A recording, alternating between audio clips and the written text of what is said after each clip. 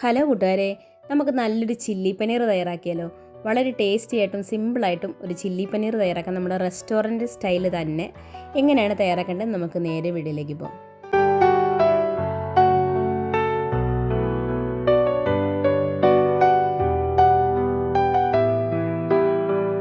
അപ്പോൾ നമുക്ക് തയ്യാറാക്കാനായിട്ട് തുടങ്ങാം. അതിനായിട്ടൊരു പാത്രം എടുക്കുക. അതിലേക്ക് 1 ടേബിൾ സ്പൂൺ നമ്മുടെ മൈദാപ്പൊടിയാണ് കേട്ടോ ചേർത്ത് കൊടുക്കുന്നത്. അതിനുശേഷം 1 ടേബിൾ സ്പൂൺ കോൺഫ്ലോറും കൂടി ചേർത്ത് കൊടുക്കുന്നുണ്ട്.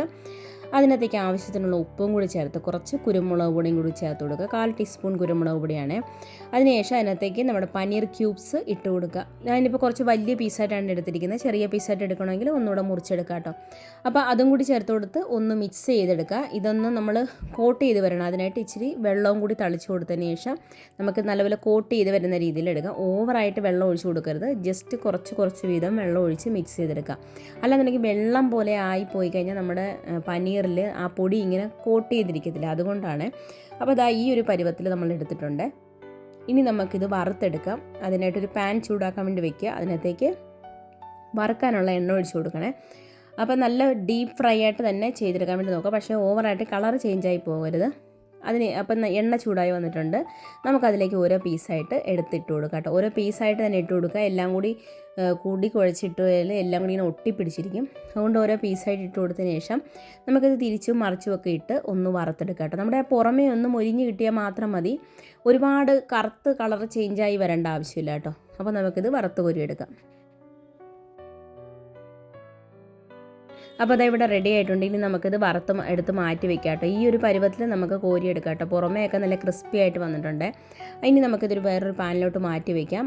അതേ എണ്ണയിൽ തന്നെ നമുക്ക് എടുക്കാം കേട്ടോ. എണ്ണ കുറച്ച് മാറ്റിയിട്ടുണ്ട്. ബാക്കി 1 ടേബിൾ സ്പൂൺ എണ്ണ ഒഴിച്ചു കൊടുക്കുന്നുണ്ട്. അതിനകത്തേക്ക് ഒരു 3-4 ഉള്ളി വെളുത്തുള്ളി ചെറുതായിട്ട് നുറുക്കിയതും ഒരു നുള്ളി ഇഞ്ചിയും കൂടി നുറുക്കിയതും കൂടി ചേർത്ത് കൊടുത്ത് 2-3 പച്ചമുളക് ചെറുതായിട്ട് അരിഞ്ഞതും കൂടി ചേർത്ത് കൊടുത്തതിന് ശേഷം നല്ലതുപോലെ നമ്മുടെ എണ്ണയിൽ മൂപ്പിച്ചെടുക്കുക. അതിനകത്തേക്ക് ഒരു സവാളയുടെ പകുതി, ഒരു ചെറിയ സവാളയും കൂടി ചേർത്ത് കൊടുത്ത് കുഞ്ഞായിട്ട് അരിഞ്ഞതാണ് ചേർത്ത് കൊടുക്കുന്നത്. അപ്പോൾ ഈ സവാളയ്ക്ക് പകരം നിങ്ങൾക്ക് സ്പ്രിംഗ് ഒനിയൻ്റെ ഇതുണ്ടെങ്കിൽ അത് ചേർത്ത് കൊടുക്കുക കേട്ടോ. എൻ്റെ കയ്യിൽ ഇപ്പോൾ സ്പ്രിംഗ് ഒനിയൻ ഇല്ലാത്തത് കൊണ്ട് ഞാൻ സവാള ചേർത്ത് കൊടുക്കുന്നുണ്ട്. അതും കൂടി ചേർത്ത് കൊടുത്ത് ഒന്ന് വഴറ്റിയെടുക്കുക. വഴറ്റിയെടുത്തതിന് ശേഷം നമുക്കതിലേക്ക് നമ്മുടെ ചില്ലി പനീറാണല്ലോ, ചില്ലി പനീർ ആകുമ്പോൾ ഇതുപോലെ സവാളയുടെ ഇങ്ങനെ ഇതളുകളായിട്ട് നമ്മൾ കട്ട് ചെയ്തെടുത്തതും ക്യാപ്സിക്കവും കൂടി ഇട്ട് കൊടുക്കുന്നുണ്ട്. അപ്പോൾ അതും കൂടി ചേർത്ത് കൊടുത്തതിന് ശേഷം ഞാൻ കുറച്ച് എരിവിന് വേണ്ടി, എനിക്കിച്ചിരി എരിവ് കൂടുതൽ വേണ്ടതുകൊണ്ട് ഞാൻ കുറച്ച് പച്ചമുളക് വലുതായിട്ട് അരിഞ്ഞതും കൂടി ചേർത്ത് കൊടുക്കുന്നുണ്ട്. പിന്നെ ഇതിനകത്തേക്ക് കുറച്ച് ചില്ലി പേസ്റ്റാണ് കേട്ടോ ചേർത്ത് കൊടുക്കുന്നത്. ചില്ലി പേസ്റ്റ് നിങ്ങളുടെ കയ്യിൽ അവൈലബിൾ ഇല്ലയെന്നുണ്ടെങ്കിൽ കുറച്ച് നമ്മുടെ ഉണക്കമുളക് കുതിർത്തതിന് ശേഷം അതൊന്ന് അരച്ചെടുത്താൽ മതി കേട്ടോ. കളറിന് വേണ്ടി മാത്രമാണ് ഞാനിത് ചേർത്ത് കൊടുക്കുന്നത്. എരിവൊന്നും ഇല്ല കേട്ടോ ഇതിന്. അപ്പോൾ അതിനകത്തേക്ക് പിന്നെ ചേർത്ത് കൊടുക്കുന്നത് നമ്മുടെ ഗ്രീൻ ചില്ലി സോസും സോയാ സോസ്, പിന്നെ ടൊമാറ്റോ സോസ്, കുറച്ച് കുരുമുളക് പൊടി, ആവശ്യത്തിനുള്ള ഉപ്പ്. ഇതിൻ്റെയൊക്കെ കറക്റ്റ് അളവുകൾ ഞാൻ ഡിസ്ക്രിപ്ഷൻ ബോക്സിൽ ഇട്ടേക്കാം കേട്ടോ. അപ്പോൾ അതും കൂടി ചേർത്തതിന് ശേഷം നല്ലതുപോലെ ഹൈ ഫ്ലെയിമിലിട്ട് നമ്മുടെ സോസൊക്കെ ഒന്ന് വഴറ്റിയെടുക്കണേ. നമ്മുടെ സോസൊക്കെ ഒന്ന് വഴറ്റി നമ്മുടെ അതിനകത്ത് നിന്ന് എണ്ണ ഇങ്ങനെ തെളിഞ്ഞ് വരുന്ന സമയത്ത് വേണം നമുക്കതിനകത്തേക്ക് ആവശ്യത്തിനുള്ള വെള്ളം ചേർത്ത് കൊടുക്കാം. ഇപ്പോൾ ഒരുപാട് ചാറോടുകൂടി വേണമെന്നുണ്ടെങ്കിൽ നിങ്ങൾ നല്ലതുപോലെ തന്നെ വെള്ളം ചേർത്ത് കൊടുക്കണേ. അപ്പോൾ എനിക്കിപ്പം ഒരുപാട് ചാറായിട്ട് വേണ്ട, കുറച്ച് കുഴഞ്ഞ പരുവത്തിലാണ് ഞാൻ എടുക്കുന്നത്. അപ്പം ഞാനൊരു 1/2 കപ്പ് വെള്ളം മാത്രമേ ചേർത്ത് കൊടുക്കുന്നുള്ളൂ. അപ്പോൾ നമ്മുടെ വെള്ളമൊക്കെ ചേർത്ത് കൊടുത്തതിന് ശേഷം നല്ലതുപോലെ തിള വരുന്ന സമയത്ത് നമ്മൾ വറുത്ത് വെച്ചിരിക്കുന്ന പനീർ ക്യൂബ്സും കൂടി ഇട്ട് കൊടുക്കാം. അതും കൂടി ഇട്ട് കൊടുത്ത് നമ്മൾ നല്ലതുപോലെ ഒന്ന് മിക്സ് ചെയ്തെടുക്കാം.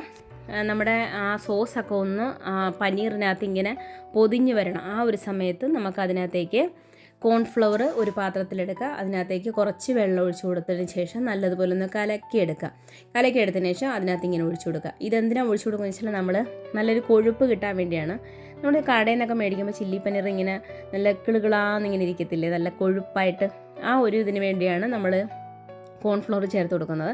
അതും കൂടി ചേർത്ത് കൊടുത്ത ഉടനെ തന്നെ നമ്മുടെ അരപ്പൊക്കെ നല്ല തിക്കായിട്ട് വരും. അത്രയേ ഉള്ളൂ. കുറച്ച് കുരുമുളക് പൊടിയും കൂടി ചേർത്ത് കുറച്ച് മല്ലിയിലയും കൂടി ചേർത്താൽ നമ്മുടെ ചില്ലി പനീർ ഇവിടെ റെഡി ആയിട്ടുണ്ട്. സ്പ്രിംഗ് ഒനിയൻ ഉണ്ടെങ്കിൽ അതും കൂടി ചേർത്ത് കൊടുത്താൽ വളരെ ടേസ്റ്റി ആയിരിക്കും കേട്ടോ.